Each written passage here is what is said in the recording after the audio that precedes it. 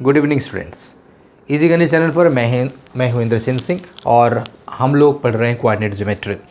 इसमें हमारा जो लास्ट लेसन चल रहा था equation of straight line, equation of line, इसमें आप देख पा रहे हैं मैंने एक एग्जांपल लिया है ट्रायंगल ए बी सी का, जिसमें ए का कोऑर्डिनेट है 1 - 5, बी का कोऑर्डिनेट है 2 2 और सी का कोऑर्डिनेट है -2 4। हमारे सामने तीन तरह के क्वेश्चंस हैं। पहला इक्वेशन ऑफ लाइन बताना है, median of this triangle through a से एक मीडियन जाएगी और उस मीडियन का इक्वेशन पूछ रहा है। दूसरा सवाल है altitude of the triangle through B से एक ऑल्टीट्यूड ड्रॉप किया जाए, मतलब एक परपेंडिकुलर ड्रॉप किया जाए, उस परपेंडिकुलर का क्या इक्वेशन होगा, ऑल्टीट्यूड मतलब हाइट ऑफ द ट्रायंगल। और तीसरा क्वेश्चन है लाइन थ्रू सी, ऐसा लाइन जो सी से पास करता हो और पैरेलल टू ए बी। तो बारी बारी से हम इनके क्वेश्चंस को सॉल्व करेंगे। तो पहला हम आते हैं median of the triangle through a. तो आपको याद होगा मीडियन पर हम लोगों ने डिस्कशन किया था कि किसी भी ट्रायंगल का मीडियन अपोजिट वर्टेक्स से ड्रॉप किया गया वह लाइन होता है जो अपने अपोजिट साइड को, जैसे इस वर्टेक्स से इससे लाइन ड्रॉ किया जाए तो इसका अपोजिट साइड BC होगा, तो BC का मिड पॉइंट लेंगे, उस मिड पॉइंट को A से मिलाने वाली लाइन को मीडियन बोलेंगे। तो BC का मिड हम सपोज करते हैं इट इज़ पॉइंट D, तो D से A को मिलाने वाली लाइन मीडियन कहलाएगी। थोड़ा टेढ़ा हो गया,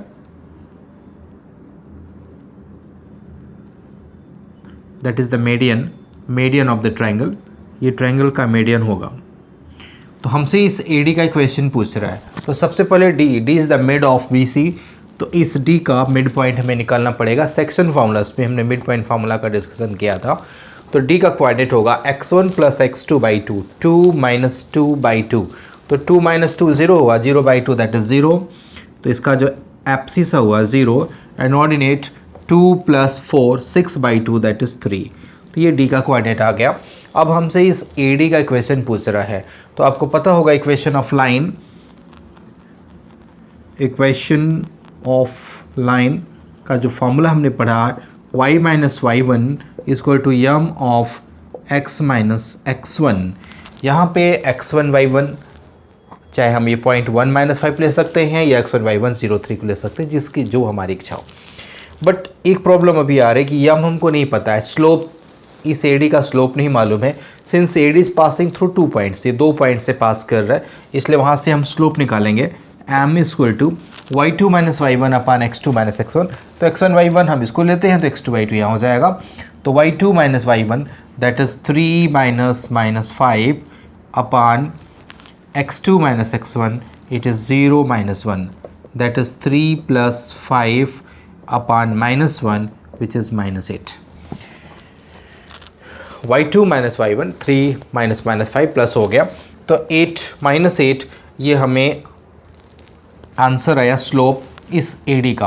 तो AD का इक्वेशन हो जाएगा y - y1 अगर हम 3 को लेते हैं, आप चाहें तो 1 - 5 से भी स्टार्ट कर सकते हैं, = m इज़ -8 x - x1, यहाँ पे x1 0 है, इट इज़ -0, तो y - 3 = -8x या 8x + y - 3 = 0, that is equation of median AD।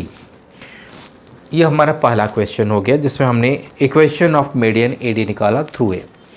अब जो दूसरा क्वेश्चन था उसको देख लेते हैं। उसमें अल्टीट्यूड पूछा था। अल्टीट्यूड का मतलब परपेंडिकुलर होता है, जिसको हम हाइट भी कहते हैं।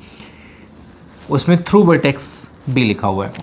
तो वर्टेक्स B आपके सामने यहाँ से एक परपेंडिकुलर ड्रॉप किया जाए अपोजिट साइड AC पर, इसका नाम हम E रख लेते हैं।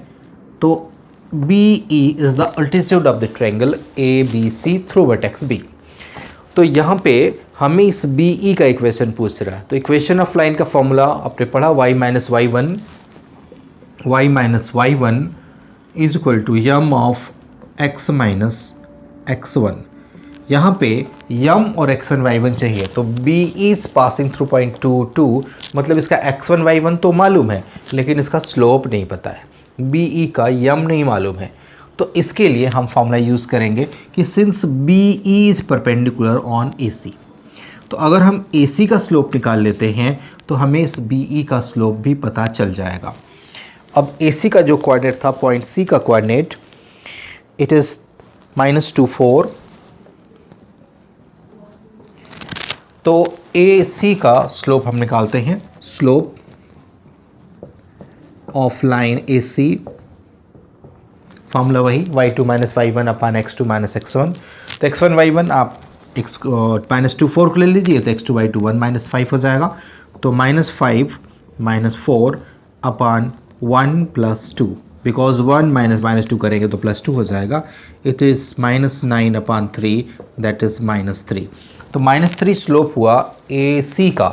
तो BE is perpendicular on AC। तो हमने समझा है कि जब दो लाइन परपेंडिकुलर हों तो उनके स्लोप्स के प्रोडक्ट -1 होते हैं। तो -3 इंटू BE का प्रोडक्ट। तो इस AC के स्लोप को अगर हमने m1 मान लिया और BE के स्लोप को m2 मान लें, तो हमारा जो फॉर्मूला होता है परपेंडिकुलर लाइन के लिए कि m1 m2 = -1, इसमें कोई एक ही दिया रहता है, दूसरा फाइंड आउट करना है। तो हमें AC का स्लोप मिल चुका है, दैट इज m1 इज -3। तो -3 इंटू m2 = -1, इसका मतलब m2 की वैल्यू हो गई 1/3। तो हमें इस BE का स्लोप मिल गया 1/3। अब हमें m की जगह 1/3 पुट करना है। x1 y1 आपके सामने 2 है एंड x1 भी 2 है। तो y - 2 = m की वैल्यू 1/3 x - 2, यहाँ पुट कर लीजिए, इक्वेशन आ जाएगा। Equation of line BE, it is y - 2 = 1/3 x - 2। तो 3 इधर मल्टीप्लाई करेगा, it is 3y - 6 = x - 2।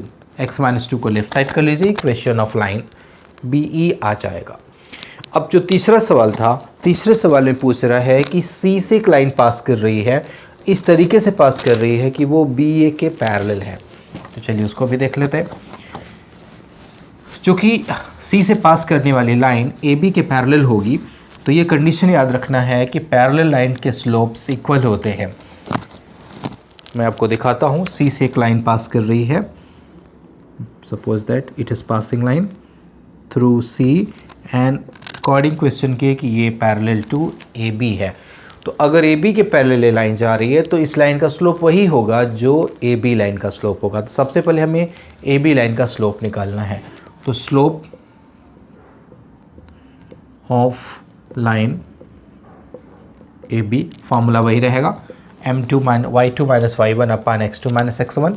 x1 y1 अगर हमने A को लिया तो x2 y2 B हो जाएगा, अगर हमने इसको x1 y1 लिया तो ये x2 y2 हो जाएगा। तो जैसे भी हम स्टार्ट करें, तो हमने x1 y1 1 - 5 को लिया, तो it is 2 - 5 upon 2 - 1, that is 2 + 5 अपान 1, ये आ गया 7 स्लोप आया आपको AB का। तो AB का वही स्लोप है जो इस C से पासिंग लाइन के पैरेलल का होगा।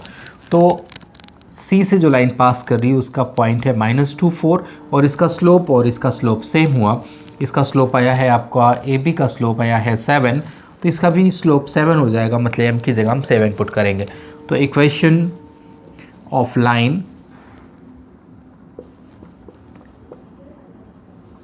Through C and parallel to line AB is equal to y minus y1 is 4, m की जगह हमने रखना है 7, फिर x minus x1 की जगह -2 रखेंगे तो ये +2 हो जाएगा। इधर आ गया y - 4 is equal to 7x + 14। अब 7x + 14 को लेफ्ट साइड भेज दीजिए और इक्वेशन ऑफ लाइन आ जाएगा। तो इस तरह से ओवरऑल हमने इक्वेशन ऑफ लाइन के लेसन को कंप्लीट किया और मैंने प्रयास किया कि m1 m2 का जो रिलेशन है, पैरेलल लाइंस के स्लोप्स इक्वल होते हैं, परपेंडिकुलर लाइंस के स्लोप का प्रोडक्ट -1 होता है, और इसी कॉन्सेप्ट का यूज़ करते हुए equation of line y - y1 = m of x - x1 formula में पुट करेंगे और इस तरीके से हम किसी भी लाइन का इक्वेशन निकाल सकते हैं। तो वीडियो कैसा रहा इसको आप कमेंट करिएगा। अगर कोई चीज़ नहीं समझ में आई तब भी आप कमेंट करिए, उसके विषय में बताइए कि आपको नहीं समझ में आया, तो उसके संबंधित फिर से मैं वीडियो बना दूंगा। और मेरा जो यूट्यूब चैनल है इसका लिंक डिस्क्रिप्शन में रहता है, डिस्क्रिप्शन में दिया रहेगा, वहाँ से भी आप टॉपिक वाइज वीडियो देख सकते हैं। तो चैनल को आप ज़्यादा से ज़्यादा लोगों को सेंड करिए, शेयर करिए, हमारे चैनल को सब्सक्राइब करिए और अपने दोस्तों को ज़्यादा से ज़्यादा हो सके भेजिए, क्योंकि ये एग्ज़ाम बहुत करीब है, नज़दीक है, ताकि ज़्यादा से ज़्यादा लोग इसका फ़ायदा उठा पाएँ। Thank you for watching.